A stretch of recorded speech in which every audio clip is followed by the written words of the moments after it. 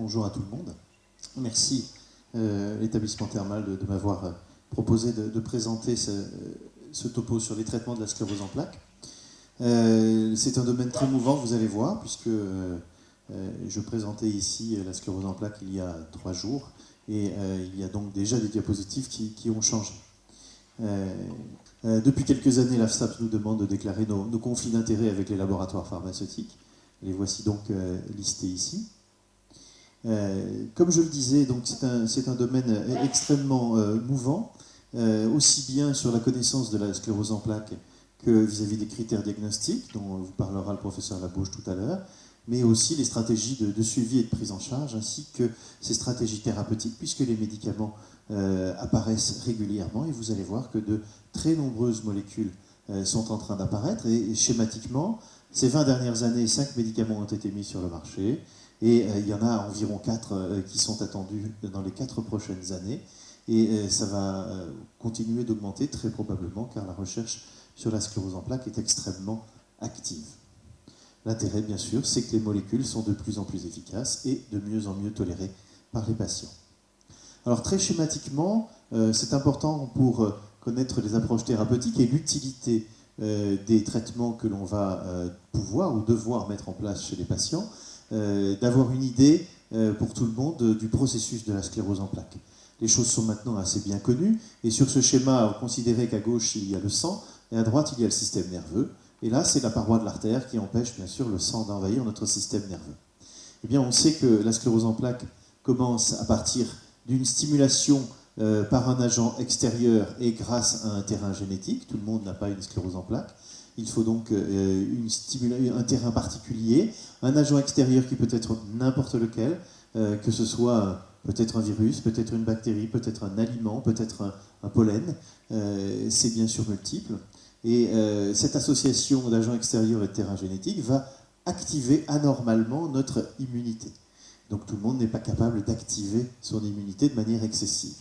Notre immunité permet de reconnaître l'antigène qui arrive et de le mettre en relation avec les globules blancs qui fabriquent les anticorps, et c'est comme ça qu'on se défend contre les agents extérieurs.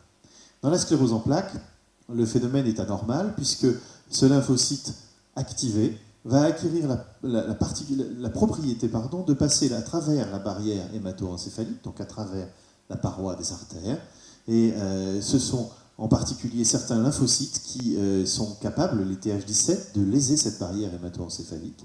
Et d'autres lymphocytes, les Th1, vont aller se multiplier dans le système nerveux, vont fabriquer des cytokines et des anticorps qui, eux, vont attaquer le système nerveux. Vous voyez en bas à droite, les petits points blancs sur cet IRM, ce sont les plaques. Les plaques correspondent à des amas de globules blancs qui sont rentrés dans le système nerveux. Et puis, on a également d'autres lymphocytes, les Th2. Ces Th2, ce sont les bons, et ici, c'est les méchants. Les Th2 sont chargés d'inhiber l'action des Th1, et manque de chance dans la sclérose en plaques. Si on a cette maladie, c'est parce qu'on a en particulier un déficit en lymphocyte Th2.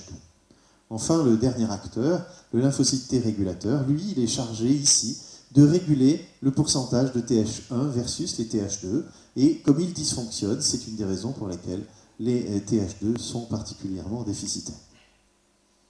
On a là maintenant donc, tous les acteurs. Alors quelles sont les 2 grandes formes de sclérose en plaques que l'on retient à l'heure actuelle?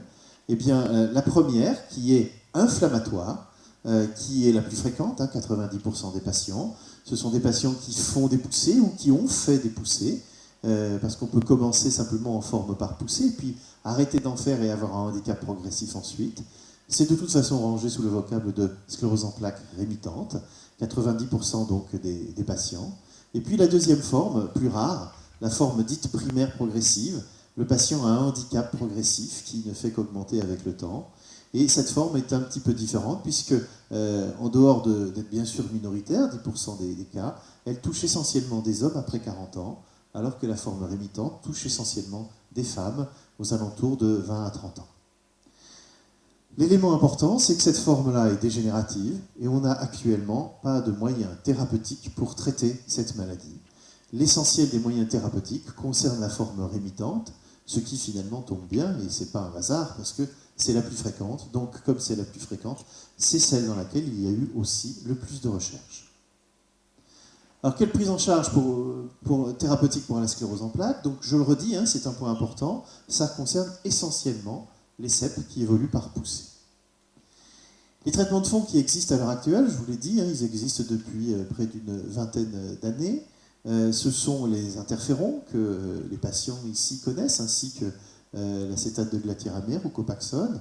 Il en existe différents types, bêta-1B, le bêta-féron et l'extavia, bêta-1A, la Vonex, un autre bêta-1A mais qui lui est sous-cutané, le Rebif. Et puis un analogue de la myéline qui a été découvert dans les années 70 en Israël. Ils essayaient de fabriquer un modèle de sclérose en plaques en injectant de la myéline à un animal. Et puis ils sont plutôt aperçus qu'en l'injectant chez des animaux malades, ils avaient plutôt amélioré les choses, et ce qui a permis de découvrir cette molécule, la Copaxone. Le dernier traitement de fond qui est commercialisé à l'heure actuelle a été commercialisé en 2007, ça s'appelle le Tysabri. Et on va en parler plus avant, bien sûr. Globalement, en termes de vocable, ici, on va parler de médicaments immunomodulateurs avec les interférons et la Copaxone, auquel on opposera un petit peu le Tysabri, qui est plus un immunosuppresseur qu'un immunomodulateur. Alors les immunomodulateurs, tout d'abord, ils réduisent les poussées de 18 à 30%. Ils réduisent aussi le nombre de nouvelles plaques, le nombre de plaques actives. Et le mode d'action de ces interférons et de la Copaxone, c'est de réduire ces lymphocytes qui s'activent, hein, que je vous ai montré sur le schéma de départ, et aussi de diminuer la capacité des lymphocytes à fabriquer des molécules agressives. C'est donc ça la base de leur activité. Ces molécules ne sont pas toutes équivalentes en termes de caractéristiques produits, puisque vous voyez ici, il y en a un qui est intramusculaire, les autres sont en voie sous-cutanée. Il y en a un qui n'a pas de stylo-injecteur automatique, alors que les trois autres en ont un. La Copaxone n'a pas d'effet secondaire général, bien qu'il y ait des possibilités d'allergie, mais en particulier, la Copaxone ne donne pas de fatigue, d'asthénie ou d'hépatite médicamenteuse, contrairement donc aux interférons, qui eux vont pouvoir donner asthénie, fièvre, frisson, et vont quelquefois donner dans 10% des cas des hépatites médicamenteuses. Et donc finalement, comme je dis souvent aux patients qui veulent choisir leur traitement, eh bien, il y a un petit peu le choix pour démarrer le traitement de la maladie. Il n'y a pas le choix dans le sens qu'on n'a pas de comprimé, mais il y a le choix vis-à-vis des molécules, parce qu'il y a des gens qui peuvent vouloir ne s'injecter qu'une fois par semaine, d'autres 3 fois, d'autres tous les jours, avec la Copaxone, injection tous les jours. Et puis intramusculaire, donc pas de stylo-injecteur, donc si on ne s'injecte qu'une fois par semaine, il faut arriver à se faire les piqûres soi-même. Par contre, en s'injectant plus souvent, on peut aussi bénéficier d'un stylo automatique, ce qui est souvent plus pratique pour les patients. Les patients qui travaillent, souvent, ils ont un petit peu peur d'avoir les interférons parce qu'à cause du syndrome pseudo-grippal, ils peuvent être très fatigués après les injections et donc ils préfèrent choisir Copaxone. Et puis ceux qui sont un peu phobiques des aiguilles, ils vont plutôt aller vers les interférons que vers la Copaxone. Donc il y en a un petit peu pour tout le monde, on va dire, ce qui permet quand même un choix thérapeutique relativement important. Le Tysabri, lui, n'est pas indiqué en première intention dans la sclérose en plaques. Les immunomodulateurs, on peut les donner dès le départ de la maladie, alors qu'avec le Tysabri, on doit attendre que le malade ait une forme particulièrement active, qu'il continue de faire des poussées malgré son traitement de fond, et à ce moment-là, on a l'autorisation de changer.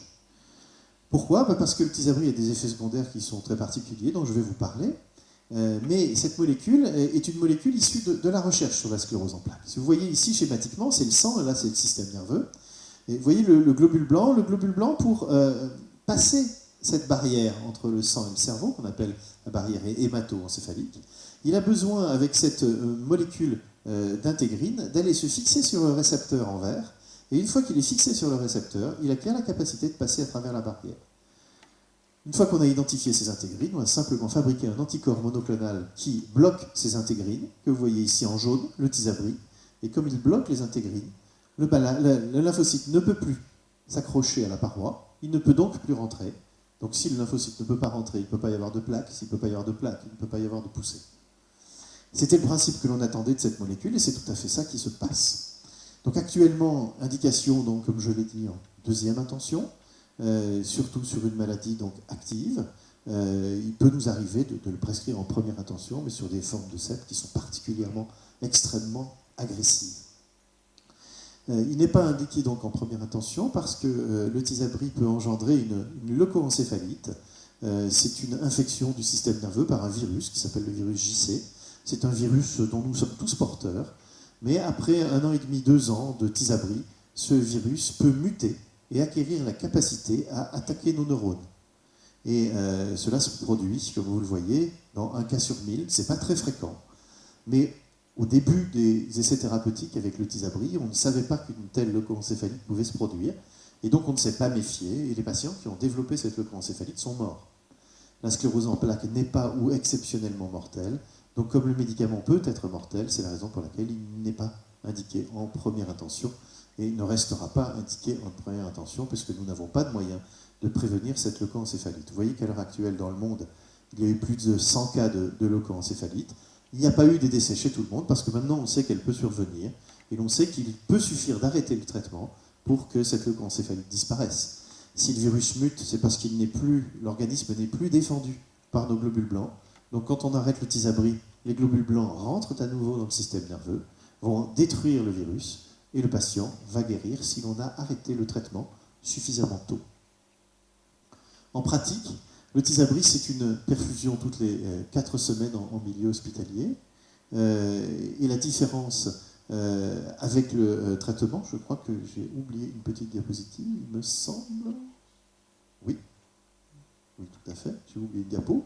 La différence avec les autres traitements, c'est qu'au lieu d'être efficace de 18 à 30% comme les immunomodulateurs, le médicament est efficace à 68% sur les poussées. Et ce qui fait qu'en pratique, on ne voit qu'exceptionnellement des patients faire des poussées une fois qu'ils ont été mis sous Tysabri. La tolérance de cette molécule est globalement bonne. Il y a quelques cas d'allergie, mais qui sont rares. Des hypersensibilités que l'on traite plutôt bien. Et on surveille l'IREM tous les ans, de manière à vérifier qu'il n'y ait pas de leucoencéphalite qui apparaissent. En pratique, donc quotidienne, les poussées sont exceptionnelles. On a peut-être moins de 10 poussées ces 3 dernières années sur près de 100 patients. Donc c'est quand même quelque chose qui est d'extrêmement encourageant. Et puis surtout, la molécule améliore nettement la qualité de vie des patients en permettant de modérer le handicap. Ça ne refait pas marcher les gens qui ne marchaient plus, mais ça atténue le handicap et ça fait disparaître chez beaucoup de patients la fatigue.